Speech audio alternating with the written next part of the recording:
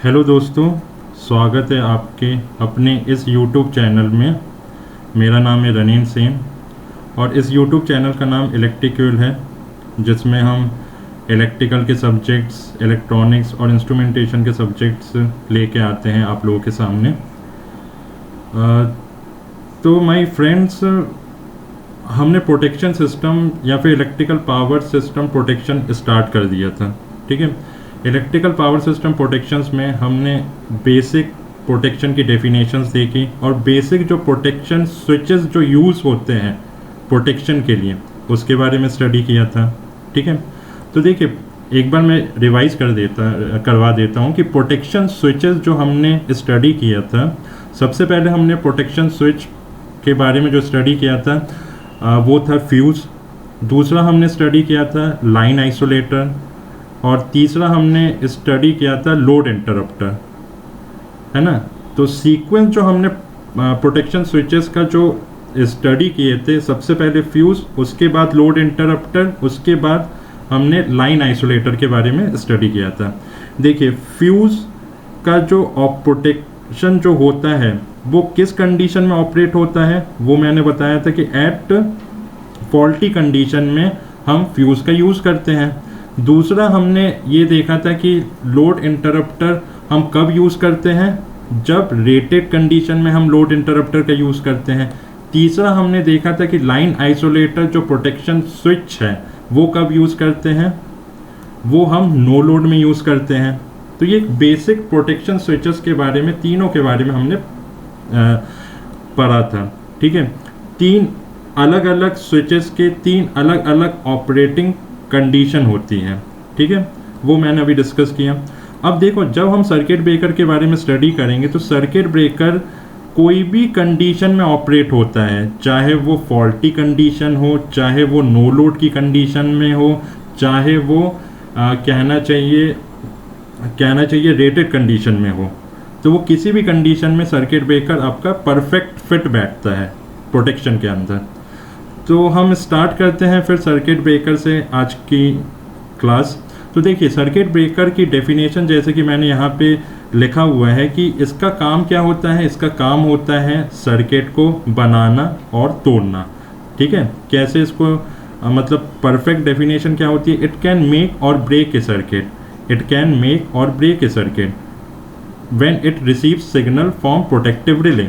ठीक है, देखिए सर्किट ब्रेकर और रिले दोनों एक साथ काम करते हैं, दोनों एक साथ ऑपरेट होते हैं। ठीक है, यदि सर्किट ब्रेकर को ऑपरेट करना है तो हमें रिले को भी साथ में काम में लाना पड़ेगा। ठीक है, सिर्फ और सिर्फ सर्किट ब्रेकर अकेला फॉल्ट क्लियर नहीं करता है, उसके साथ साथ रिले भी आपका उस फॉल्ट को क्लियर करने में मदद करता है। इतनी बात क्लियर। देखो क्या होता है, दूसरी चीज़ मैंने यहाँ पे ये बताया है कि circuit breaker can operate under all conditions. ये मैंने वैसे ही डिस्कस कर लिया था पहले कि rated conditions, no load conditions या फिर फॉल्टी कंडीशन में, किसी भी कंडीशन में सर्किट ब्रेकर ऑपरेट होगा।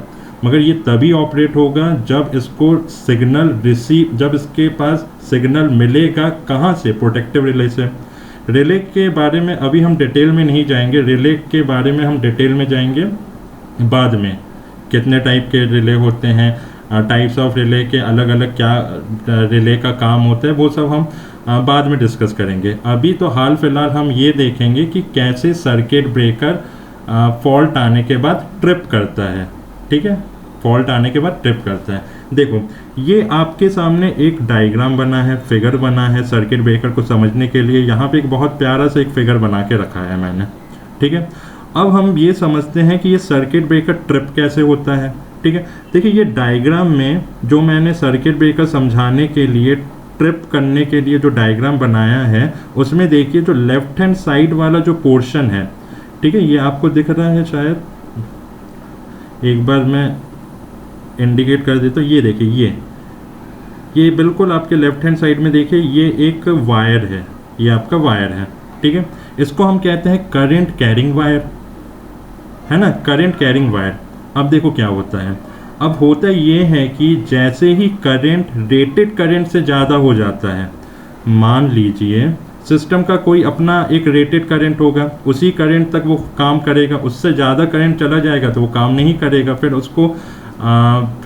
उसको ट्रिप करवाना पड़ेगा सर्किट ब्रेकर के थ्रू, नहीं तो सिस्टम को डैमेज कर देगा। इतनी बात क्लियर है। अब मैं एक चीज़ बता रहा हूँ कि जब सिस्टम के रेटेड करंट से करंट हाई हो जाता है और वो करंट जब इस वायर में फ्लो होता है, देखो एक चीज़ देखिए, यहाँ पे जो मैंने एनसर्कल किया है वो आफ्टर ट्रिपिंग किया है। पहले क्या है, ये क्लोज है, पहले ये क्लोज है, ठीक है, पहले इस टाइप से क्लोज है, ठीक है। नहीं तो ये ना समझने लगो कि मैंने ये बोला है कि करंट इस वायर से फ्लो होगा, तब जब ये वायर ही ब्रेक है बीच से तो करंट कैसे फ्लो होगा।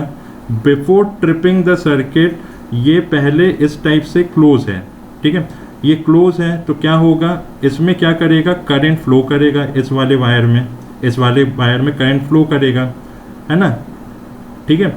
अब जैसे ही इस वाले वायर में करंट फ्लो करेगा, इस टाइप से करंट फ्लो करेगा, ऐसे ये करंट ऐसे करके फ्लो होगा।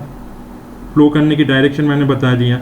जैसे ही ये करंट ट्रांसफार्मर में एंटर होगा, ये देखिए दूसरा एनसर्कल CT मैंने लिखा हुआ है करंट ट्रांसफार्मर।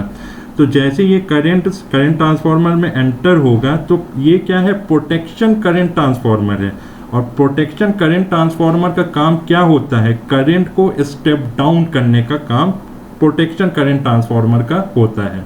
ये मेजरमेंट करंट ट्रांसफार्मर नहीं है, दोनों में डिफरेंस है। मेजरमेंट करंट ट्रांसफार्मर में हम करंट की रेंज को इंक्रीज करते हैं, मगर यहाँ पे प्रोटेक्शन करंट ट्रांसफार्मर में जो भी करंट आ रहा है, जो भी फॉल्ट करंट आ रहा है, उसको हम क्या करते हैं, जो भी ज़्यादा करंट आ रहा है उसको हम करंट ट्रांसफार्मर की मदद से उसको स्टेप डाउन कर देते हैं, यानी कि वैल्यू को घटा देते हैं करंट की। जैसे ही करंट की वैल्यू को घटाएंगे तो ये एक सर्किट टाइप का दिख रहा है आपको, तो वो करंट क्या करेगा, ये जो I करंट है स्टेप डाउन होने के बाद ये करंट I क्या करेगा, इस वाले पूरे सर्किट में फ्लो करेगा। इतनी बात क्लियर है। जैसे ये करंट इस वाले सर्किट में फ्लो करेगा तो ये देखिए, ये रिले वाला पोर्शन मैं बता रहा हूँ, ये नीचे वाला रिले का है, ऊपर वाला सर्किट ब्रेकर का है।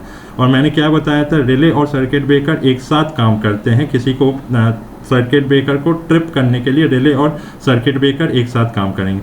तो जैसे ये करंट जब स्टेप डाउन होके जब यहाँ पे फ्लो होगा तो क्या करेगा, वो करंट क्या करेगा, इस कॉइल से एंटर होगा। इस कॉइल से एंटर होने के बाद क्या करेगा, कॉइल एनर्जाइज्ड होगा। एनर्जाइज किसकी मदद से होगा, इस करंट की मदद से होगा। जैसे ये एनर्जाइज्ड होगा तो कॉइल क्या करता है, मैग्नेटिक फील्ड क्रिएट करता है। आ रही बात समझ में, मैग्नेटिक फील्ड क्रिएट करता है। अब ये जो मैग्नेटिक फील्ड क्रिएट करेगा या फिर मैग्नेटिक लाइंस ऑफ फोर्स जो क्रिएट करेगा, अब इसके साथ देखो ये एक आर्मेचर जुड़ा हुआ है ना, आर्मेचर जुड़ा हुआ है। रिले ऑपरेटिंग कॉइल से हमने करंट की मदद से मैग्नेटिक लाइंस ऑफ फोर्स या फिर मैग्नेटिक फील्ड क्रिएट किया।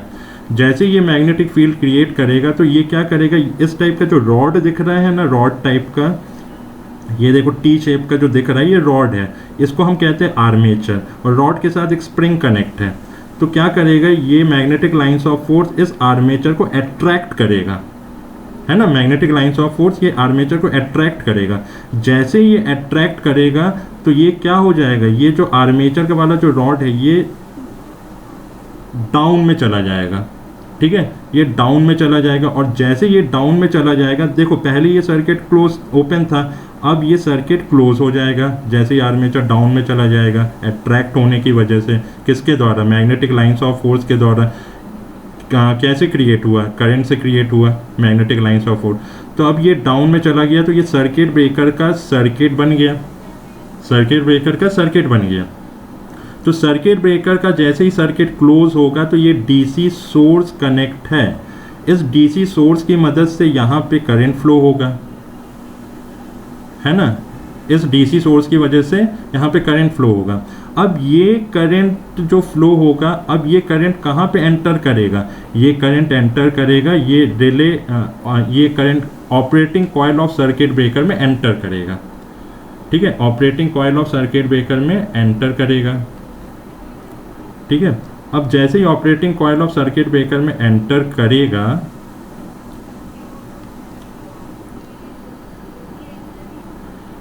जैसे ही operating coil of circuit breaker में एंटर करेगा तो अब ये क्या करेगा, सर्किट को ट्रिप कर देगा। यानी कि ये जो पहले से जो पहले कांटेक्ट जो बना हुआ था, अब वो ट्रिप होने की मतलब वो अट्रैक्ट करेगा अपनी तरफ। तो ये सर्किट ब्रेकर क्या करेगा, वो ट्रिप करेगा यानी कि ये कांटेक्ट ब्रेक कर देगा। ठीक है, कांटेक्ट को ब्रेक कर देगा। इतनी बात क्लियर? ठीक है, इस टाइप से हम सर्किट ब्रेकर को ट्रिप करते हैं, है ना। जैसे ही सर्किट ब्रेकर ट्रिप हो गया तो करंट का आना जाना बंद, और करंट का आना जाना बंद तो आपका सिस्टम हो गया सेफ। ठीक, तो यही चीज़ मैंने यहाँ पे लिखी हुई है, वही चीज़ मैंने यहाँ पे एक्सप्लेन किया अच्छे से कि current flows in a wire. पहले जो ट्रिप नहीं हुआ था, ये कॉन्टैक्ट इस टाइप से पूरा बना हुआ था। तो करंट ट्रांसफार्मर ने क्या किया, रिले का काम क्या हुआ कि करंट ट्रांसफार्मर की वजह से उसने करंट को स्टेप डाउन किया। ये करंट एंटर हुआ रिले ऑपरेटिंग कॉइल में। रिले ऑपरेटिंग कॉइल ने क्या किया, मैग्नेटिक लाइंस ऑफ फोर्स या फिर मैग्नेटिक फील्ड क्रिएट किया। मैग्नेटिक फील्ड क्रिएट होने से क्या हुआ कि आर्मेचर को उसने अपने पास अट्रैक्ट किया तो इसने फिर सर्किट ब्रेकर के सर्किट को क्लोज कर दिया। और जैसे ही सर्किट ब्रेकर के सर्किट को क्लोज करेगा तो डीसी सोर्स से करंट फ्लो होगा, और डीसी सोर्स से जैसे ही करंट फ्लो होगा तो सर्किट ब्रेकर का ऑपरेटिंग कॉइल एनर्जाइज्ड होगा, और एनर्जाइज होने से सर्किट ब्रेकर ट्रिप कर जाएगा। यानी कि करंट कैरिंग वायर से कॉन्टैक्ट अपना तोड़ देगा। इतनी बात क्लियर? कॉन्टैक्ट अपना तोड़ देगा।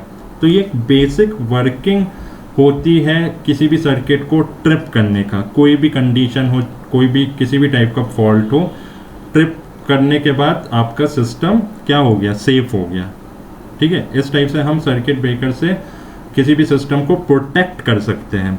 नेक्स्ट चीज़ मैं एक और चीज़ बताने जा रहा हूँ कि यहाँ पे देखो स्प्रिंग लगा हुआ है।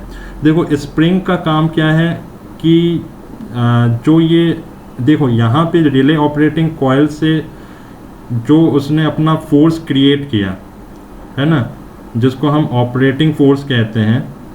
ठीक है, ऑपरेटिंग फोर्स कहते हैं। ठीक है, जो मैग्नेटिक लाइंस ऑफ फोर्स से जो उसने आर्मेचर को अट्रैक्ट किया तो उसको हम क्या कहते हैं, कौन सा फोर्स कहते हैं, ऑपरेटिंग फोर्स कहते हैं।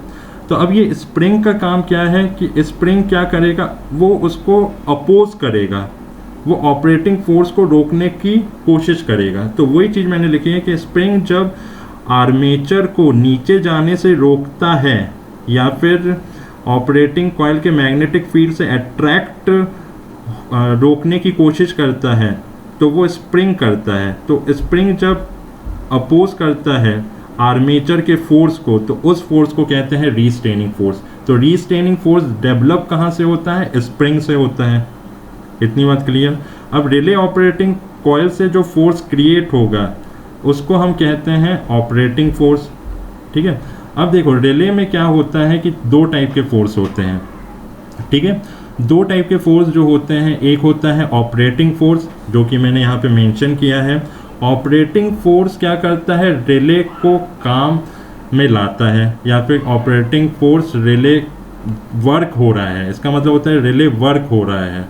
ठीक है, और रीस्ट्रेनिंग फोर्स क्या करता है, रिले को काम करने से रोकता है। ठीक है, रिले को काम करने से रोकता है। तो रिले ऑपरेट कब होगा, जब ऑपरेटिंग फोर्स यदि आपके रीस्ट्रेनिंग फोर्स से ज़्यादा होगा तब जाके आपका रिले ऑपरेट होगा, अदरवाइज रिले ऑपरेट ही नहीं होगा। और रिले ऑपरेट नहीं होगा तो सर्किट ब्रेकर ट्रिप नहीं करेगा। ठीक है, तो फिर जाके जब रिले ऑपरेट होता है तो फिर जाके सर्किट ब्रेकर ट्रिप करता है सर्किट को। वो पूरा प्रोसेस मैंने प्रीवियस स्लाइड में ऑलरेडी एक्सप्लेन कर दिया है किस टाइप से सर्किट ब्रेकर ट्रिप करता है। ठीक है, तो ये एक बेसिक सा मतलब एक बेसिक ओवरव्यू है कि सर्किट ब्रेकर का काम क्या होता है। बस ध्यान में ये रखना है कि आपको कि relay operating coil operating force create करता है जो कि आर्मेचर को अट्रैक्ट करता है, और स्प्रिंग उस स्प्रिंग आर्मेचर को नीचे जाने से रोकता है। और अल्टीमेटली जब रिले ऑपरेटिंग कॉइल से जो ऑपरेटिंग फोर्स जो क्रिएट होगा और इस स्प्रिंग से जो रीस्ट्रेनिंग फोर्स जो क्रिएट होगा, मतलब रिले तभी काम करेगा जब ऑपरेटिंग फोर्स रीस्ट्रेनिंग फोर्स से ज़्यादा होगा, तब जाके ये नीचे आएगा, तब जाके ये सर्किट क्लोज होगा। क्लोज होने से डीसी सोर्स से करंट फ्लो होगा, ये एनर्जाइज्ड होगा। फिर ये क्या करेगा, सर्किट ब्रेकर ट्रिप करेगा, यानी कि करंट कैरिंग वायर से अपना क्या करेगा, कांटेक्ट हटा देगा। ठीक, तो इस टाइप से सर्किट ब्रेकर ऑपरेट होता है किसी भी कंडीशंस में। ठीक है, तो मेरे प्यारे बंधु, एक छोटा सा वर्किंग मैंने बता दिया कि सर्किट ब्रेकर कैसा क्या काम करता है, एक छोटा सा ओवरव्यू मैंने बता दिया है। इसके बाद की कहानी और भी है, कैसे आर्क इंटरप्ट होता है, कैसे आर्क को एक्सटिंक्ट करते हैं, आर्क को हटाया जाता है। और इसके बाद हम और भी देखेंगे कि प्रोटेक्शन करंट ट्रांसफार्मर और मेजरमेंट करंट ट्रांसफार्मर में के बीच में क्या डिफरेंस है। ठीक है, तो मेरे ख्याल से इतना आपको समझ में आ गया होगा। तो यही था सर्किट ब्रेकर का वर्किंग। तो फिर हम नेक्स्ट लेक्चर में मिलते हैं, इसके आगे से हम फिर कंटिन्यू करते हैं। तब तक आप लोग बने रहिए हमारे साथ। फिर आने वाले लेक्चर के नोटिफिकेशन पाने के लिए आप चैनल को सब्सक्राइब करिए, सब्सक्राइब करने के साथ साथ बेल आइकन को हिट करिए, ताकि इस टाइप के लेक्चर मैं आप लोगों के सामने लेके आ सकूं।